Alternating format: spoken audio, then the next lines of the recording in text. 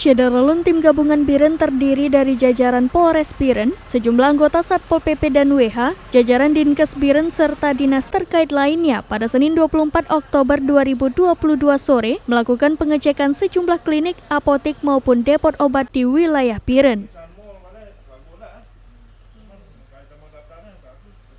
Tapi hasil pemeriksaan terakhir aman, yang Uni Baby kan. Pengecekan bersama tim gabungan dalam rangka menindaklanjuti himbauan larangan penjualan obat berbentuk sirup atau cair maupun pemberian resep bagi pasien anak-anak. Kegiatan tersebut dipimpin Kabag OPS Polres Biren, Kompol Afrizal SEMM mendatangi satu persatu klinik maupun apotik bersama tim Dinkes Biren. Pada setiap kunjungan tersebut disampaikan himbauan larangan penggunaan obat cair sekaligus meminta untuk tidak memperjualbelikan. Puskesmas Jangka bersama Muspika Jangka Biren juga melakukan langkah serupa pada Selasa 26 Oktober 2022 turun ke Gede Jangka. Kepala UPTD Puskesmas Jangka Mursal SKM pada Rabu 26 Oktober 2022 mengatakan, kegiatan turun ke sejumlah apotik dan toko obat melibatkan sejumlah petugas gabungan dari Puskesmas, Polsek, dan Koramil Jangka.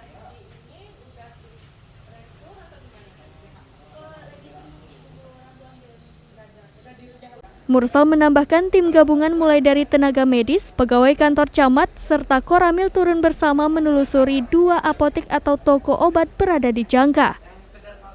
Kunjungan tersebut untuk menghimbau tidak menjual obat dalam bentuk sirup sementara waktu. Kalau kita kembalikan ke Medan nanti, dia ngomong lagi, lama, itu.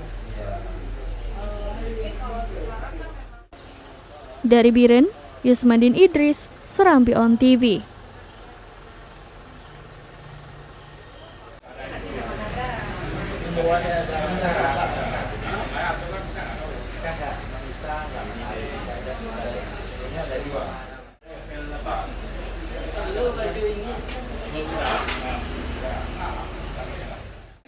Kami menunggu surat arahan dari kementerian.